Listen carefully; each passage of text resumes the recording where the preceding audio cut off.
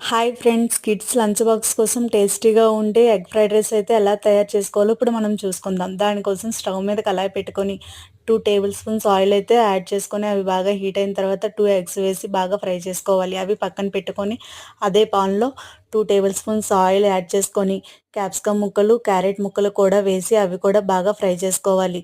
అవి బాగా ఫ్రై అయిన తర్వాత పక్కన పెట్టుకున్న ఎగ్ పీసెస్ కూడా యాడ్ చేసుకొని బాగా ఫ్రై చేసుకోవాలి. అవి ఫ్రై అయిన తర్వాత రుచికి సరిపడా కారం, జీరా పౌడర్, ధనియా పౌడర్, సాల్ట్ యాడ్ చేసుకొని బాగా మిక్స్ చేసుకోవాలి. ఉడికించి పక్కన పెట్టుకున్న రైస్ని ఇప్పుడు యాడ్ చేసుకోవాలి.